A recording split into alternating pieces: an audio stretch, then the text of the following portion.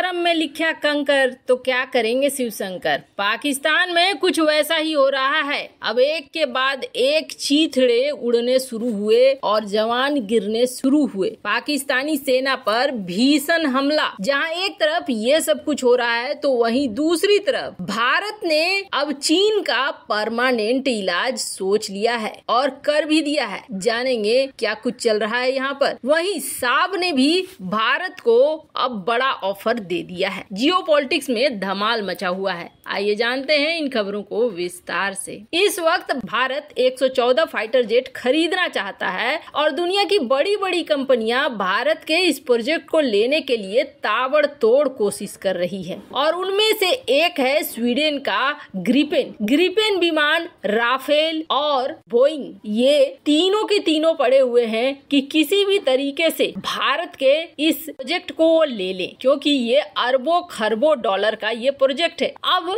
साब जो है ये ऑफर कर रहा है ग्रिपेन विमानों को और ग्रिपेन विमानों के साथ साथ बहुत सारे प्रस्ताव भी ऑफर कर रहा है। ग्रिपेन ई विमान एक एकलौता ऐसा विमान है जो राफेल के बाद ऐसा है जिसमें लॉन्ग रेंज की मिसाइलें, air to air MBDA Meteor मिसाइलें, ये सारा कुछ लग सकता है। आइरिश-TA, Darter, Python 4x5, M96 Sidewinder, M1T1A, M120 MRM, ये सारी मिसाइलें इसमें फिट हो सकती हैं। इन्होंने एक बड़ा ऑफर दिया है भारत को और भारत को कहा है कि आप हमें इन फाइटर जेट का ऑफर दे दो, क्योंकि हम आपके हर मिसाइल को यहाँ पर लगा देंगे। आपका 114 फाइटर जेट तैयार हो जाएगा ग्रिपेन विमान के रूप में और साब को एक बड़ा कॉन्ट्रैक्ट मिल जाएगा। आखिर आप हमें कॉन्ट्रैक्ट देना क्यों नहीं चाहते हो। वैसे आपको बता दें, जब जियोपॉलिटिक्स में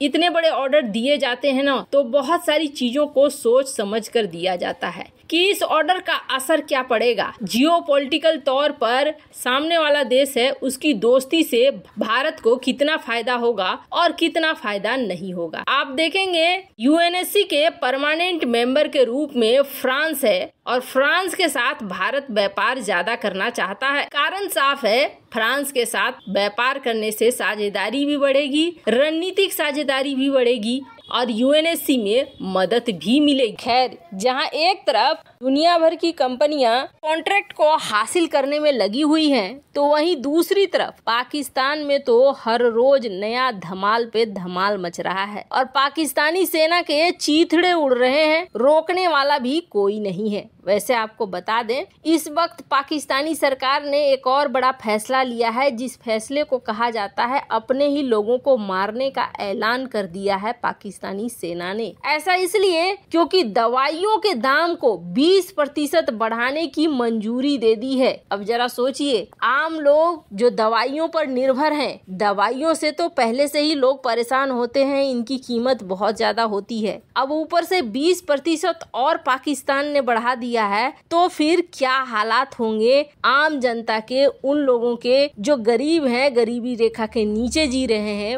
वो कहां से लाएंगे पैसे दवाइयां खरीदने के। अराजकता की पूरी स्थिति पाकिस्तान के अंदर देखने को मिल रही है। हर रोज हम कुछ न कुछ सुन रहे हैं। अब इसके बाद जहां कुछ दिन पहले 100 लोग मारे गए, फिर 12 लोग मारे गए, फिर 4 लोग मारे गए, तो आज वहीं एक बड़ी खबर है कि फिर से पाकिस्तानी सेना के चीथड़े उड़े हैं और इसमें 3 तो पक्के तौर पर अधिकारी मारे गए हैं। वैसे ये 3 की जो संख्या है, ये संख्या और भी ज्यादा बढ़ेगी कहा जा रहा है। आधिकारिक तौर पर 3 बताया जा रहा है, पर सेना पर डायरेक्ट हमला किया गया और इस हमले के लिए आत्मघाती मोटरसाइकिल सवार आया था, जो सीधे तौर पर घुस गया सेना की छावनी में। नॉर्थ पाकिस्तान में ये घटना हुई है। सेना की छावनी में जाकर इसने अपने आप को उड़ा लिया है। ऐसे में सिर्फ 3 अधिकारी तो नहीं ही मारे जाएंगे, कहा जा रहा है कि ये संख्या और भी ज्यादा बढ़ेगी। खैर, पाकिस्तान में अब ऐसा लगता है जैसे कोई दिन नहीं बचा है जिस दिन सेना के ऊपर हमले न हो। ऐसी अराजकता की स्थिति में पहुंच चुका है। वैसे आपको बता दें, इन सब के बीच में ये कहा जा रहा है कि जून महीने तक पाकिस्तान को कोई भी देश लोन देने की हालत में नहीं रहेगा। कहने का अर्थ ये है कि पाकिस्तान अभी तक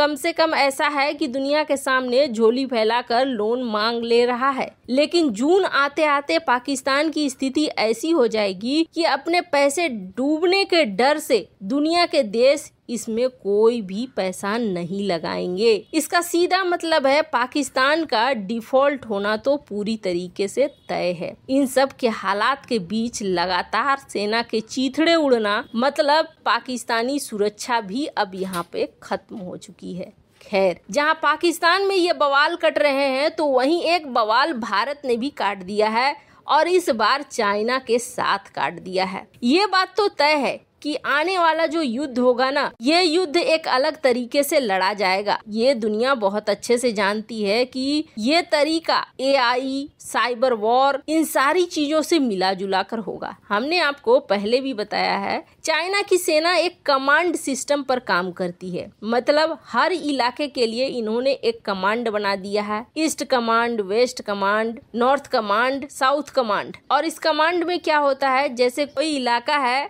जो इलाका समंदर से जुड़ा हुआ है, तो वहाँ ये उस कमांड में नेवी के कुछ हिस्से को देंगे, नेवी के एक टुकड़े को देंगे, थल सेना के, आर्मी के एक टुकड़े को देंगे और वायुसेना के एक टुकड़े को देंगे। कोई हिस्सा सिर्फ जमीन से लगा हुआ है, जैसे भारत का एक हिस्सा पूरी तरीके से जमीन से ही लगा है, तो वहाँ पर ये देते हैं आर्मी और एयर फोर्स की टुकड़ी। ये मिलकर एक कमांड बनाते हैं। अब ये तो तय है कि कमांड में लड़ाई होगी। भारत भी कुछ इसी तरीके से कमांड बना रहा है, लेकिन इस कमांड में भारत ने अब एक नई चीज जोड़ दी है। हर कमांड में अब एक यूनिट जोड़ दिया है अलग से साइबर वॉर के लिए। यानी कि जो भी कमांड लड़ने जाएगा उसमें एक हिस्सा ऐसा होगा जो साइबर युद्ध करेगा। यानी अगर सेना की तरफ से इस युद्ध काल में हाइब्रिड वॉर छेड़े जाते हैं तो भारत की ये यूनिट उसका जवाब भी देगी। और ये चीज भारत बहुत अच्छा कर रहा है कि हर कमांड के साथ एक यूनिट को तैयार कर रहा है। खैर, अगर चाइना से मुकाबला करना है तो चाइना से 10 गुना ज्यादा विषैला होकर सोचने की जरूरत है। वैसे आपको क्या लगता है, भारत सही कर रहा है या नहीं? कमेंट कर अपनी राय जरूर बताएं। जल्द मिलते हैं अगले वीडियो में नई खबर के साथ।